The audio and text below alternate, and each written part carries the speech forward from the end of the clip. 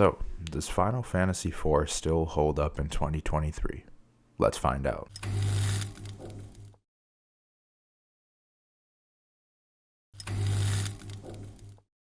Hello everybody, my name is Marsh and today I wanted to give you my review of Final Fantasy IV. Before we get started, if you could leave a like and subscribe, that'd be greatly appreciated, but let's go ahead and jump into the video. To start off, I wanted to give a brief rundown on my experience with Final Fantasy as a series and my thoughts going into this game, so that you know where my mindset is coming from. My very first Final Fantasy game was 15, which was amazing. I loved it thoroughly. Then a super and amazing person in my life who was a huge Final Fantasy fan recommended I play Final Fantasy 14, so I then jumped into that. I ended up playing 14 and beating it, putting in almost 700 hours into the game, and loving it to this day. During that time frame, I also played Final Fantasy 7, 8, 9, and 10 in that order, and each game I played I would love more and more, and Final Fantasy as a franchise would just become almost nostalgic to me in a way, despite me not growing up with it. That being said though, my class when it came to Final Fantasy 14 was a Dragoon. My second class, my tank, is a Dark Knight, so it just made total sense for me to pick up Final Fantasy 4. And so that brought up the question, does Final Fantasy 4 still hold up in 2023? Let's find out.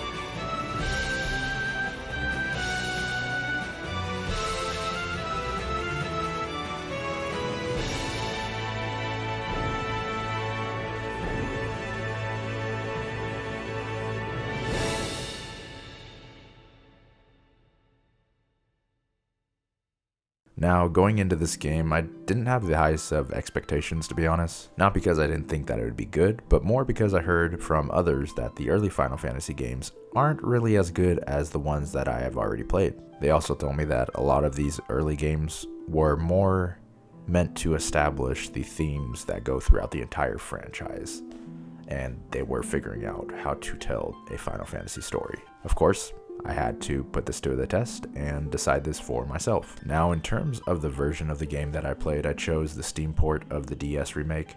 Now, before you get on me for not playing the most optimal version of the game, I'll tell you why I chose that version. Basically, the reason I chose it was because it was on sale for $3, and honestly, I'm a cheapskate, and when it comes to it, my wallet makes my decisions for me. So we're gonna go ahead and go with that version of the game. So, in terms of the structure of this video, I wanted to go over the story, gameplay, my overall verdict, and the impact the game had on me, as well as does it still hold up today in 2023. So, let's get right into my thoughts on the story. So to start out, I think that Final Fantasy IV has an amazing start to the game. In the beginning, we follow Cecil and Kain further into the game, where they are then sent on a mission to kill everyone in an Eidolon village. Cecil and Kain go through with this, and on the way to the village, they kill a mist dragon, and they also set the village on fire, as well as kill almost everyone in the village except for one little girl we come to know as Rydia. Basically, knowing what he did was wrong, Cecil decides to save Rydia. In return for this, he is then outcast, and this is the start of Final Fantasy IV. We'll then go on to get new characters into our party throughout our adventure, and then have those characters replaced due to certain story beats that occur. Now, the stark tone that was set by the beginning acts of the game is amazing, but one of the biggest complaints I have with it is the lack of guts to go through with the game's decisions. For example, in the first half of the game, there are many deaths and sacrifices that are made by certain characters that have extreme impact on the game and the party. Now, don't get me wrong, it's amazing, and it's great for storytelling, but the issue occurs when a majority of the deaths in the game are fake-out deaths. There is only one true party member that dies, despite multiple party members being presumed dead at certain points in the story. Now, the impact and the beats of the game are still amazing, and the fact that they live in certain situations make for happy moments when you reunite with these characters or you see them again. But it also serves to make sacrifices that these characters made feel less meaningful and less impactful. Maybe this is me being too used to death and despair in shows like Game of Thrones, but I just felt like the story would have been substantially more memorable and impactful if they weren't afraid to make some of these fake-out deaths not be fake-outs. Despite that though, there are many things that the story does well. One of my favorite things about the story is its lack of fat. Each story beat is concise, gets you straight to the point, and doesn't waste your time with fluff. Due to this, it actually makes it one of the shorter games in the series when you look at the average time to beat the campaign. However, that does not make it less worthy of being played. As someone who has played some of the later games in the series, there is an actually huge influence that is being taken from the foundation that Final Fantasy IV has set. Now, I have not played the first 3 games, but at least in 4, some of the themes we see in later games, and especially in Final Fantasy XIV, still hold true. For example, crystals. Now, for most people, aside from crystal girls, these rocks are just inanimate objects, but in Final Fantasy, these are always playing a bigger role in the story. In Final Fantasy XIV, for example, you are literally birthed from a crystal of light in the beginning of the game. So seeing that this theme of crystals has prevailed throughout all of the games is nice. Along with that, like most Final Fantasy games, the recurring character names and the aesthetic always helps to give you that nostalgic feeling. When I hear the theme for any Final Fantasy game, I tend to get emotional, and that's not even if anything substantial is actually happening on the screen. And going back and seeing these things in Final Fantasy IV is reassuring as a fan who got into these games at a later point in their life. Another thing that I think the story does well is with its characters, at least with certain characters. I think you have your more basic characters when it comes to someone like Edge, for example, but there are many characters that not only have flawed personalities, they have broken pasts, tragic stories, or a doomed existence. This depth in the characters brings such nuance to the events that happen and really helps to flesh out what the story is presenting, as well as lets you, the player, build upon the story and empathize with the characters outside of, hey, this guy is cool and has a really big sword. Now, yes, there are characters that are just cool to be cool, but one of my favorite ones that I wanted to actually focus on was a character known as Kain, my Dragoon, since I'm a Dragoon in Final Fantasy XIV. Kain is a tortured soul, and I love that in a character, because obviously I'm a sadistic person. Now, one of the things that I find most tragic about him is his love for Rosa. Kain has to not only consistently watch Rosa fall for Cecil and ignore his advances, but he also has to fight for his own independence from Golbez.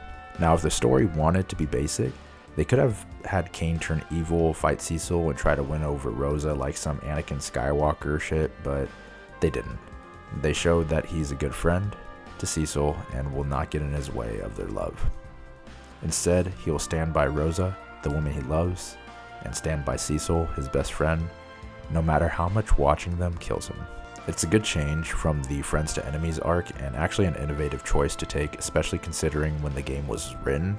Along with this part though, with Cecil, Kain also has to live with the mistake and deeds that he has done. Whether that was murdering innocent people for the king, or letting Golbez take over his body to kill and steal. He still finds himself responsible because he was weak at heart. Due to this, he goes into seclusion after the game, and it's a very solemn ending for the character. This is just a small example of the great nuance that the game brings, which was honestly ahead of its time if you think about it. Now, along with the great character nuance that is present in the game overall has a great theme that I really enjoyed. Now, this is what I got from it, but I would say that the theme was finding strength in yourself to conquer the darkness in your heart. Especially with the main villain in the game, we see that many evil deeds are due to the weakness of certain characters to see good in life and instead succumbing to the bad. That's most present when it comes to Golbez. Now, his backstory is extremely tragic, and it's understandable why he makes the decisions that he does and falls under the influences that overtook him, but by the end of the game, he becomes a fleshed out character and we learn to sympathize with him, because honestly, life is hard and not everyone can overcome the darkness. But we must always remember that it isn't too late to change for the better. At least, that's what I got out of Final Fantasy IV story, but you may have gotten something else out of it. Overall though, the story is great, and you can clearly see the foundations that were placed here to not only help build a formula, but expand the Final Fantasy franchise to what it is today. But we must not forget, a game isn't just about its story, there's also gameplay. So, how does the gameplay for Final Fantasy IV hold up? To be honest, if we're comparing it to today's RPGs, it holds up decently well. There are enough complex mechanics to dive into that can make you overpowered if you want, but also simple enough to understand at its core. That simpleness is actually one of my favorite things about Final Fantasy IV. See, when playing other Final Fantasy games, I always notice that you will get through about 90% of the main story and be perfectly fine, and then you hit a final grind wall. Basically, it makes it so that you have to explore the world and do side quests if you want to be strong enough to defeat the final boss. Now, that's not really an issue, but as an adult who doesn't have much time on his hands anymore to play a video game and to do more than the main story, I tend to prefer to stick to the main storyline and go back and play side quests afterwards if I love that game. And me having to stop and grind for 10 hours just to finish the game is not fun. And honestly, I was worried about this since this has been an issue for me with a majority of the Final Fantasy games that I have played in the past. But that issue did not pop up with 4. I was able to play what I wanted and beat the final boss with no excessive grinding needed. So that's a major plus when it comes to it for me in the gameplay department. Another major plus for me in the game was its party management, specifically the party members that are chosen to be used. In Final Fantasy IV, you don't ever have to make a choice on who is in your party. Instead, based off the story, you will have specific characters in your party at that time. I love this. I am an indecisive person for the most part, so in other Final Fantasy games, I would always worry about choosing the wrong characters to level up, especially if that character was unusable in the endgame. But now, the game decides for me, and that stress is alleviated off my shoulders. Another major plus. Honestly, in the gameplay department, there are not really many complaints. I guess you could say that the game may be too simple or easy, but I've always been a story-driven gamer, so this does not bother me in the slightest as long as the story is ever present and driving things along. So, overall, a positive grade on gameplay. So now that we covered both gameplay and story, what do I think about the game? Aside from the issues I mentioned with the story earlier in the video, I honestly love the game. Now, part of this may be the nostalgia of Final Fantasy franchise to me, and I will fully admit this. Now, is it my favorite Final Fantasy game? No. Is it the worst? Well, I don't think any of them have been bad that I've played, honestly, and so I don't like saying it's the worst one, even though it's not the best one I've played out of all the ones so far. It's definitely not the worst because it's not a bad game. Honestly though, I think the more important question is, does it still hold up in 2023? I would say yes. If you can get over the outdated graphics, then it is honestly a rewarding experience in a sweet 22-hour package.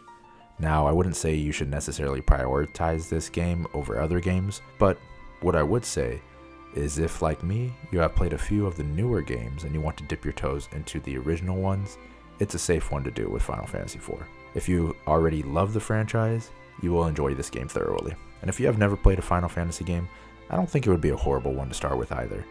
If you have no issue playing older games, then you will most likely enjoy it despite not knowing anything about the franchise, and it will help to springboard you into the other titles Final Fantasy has to offer.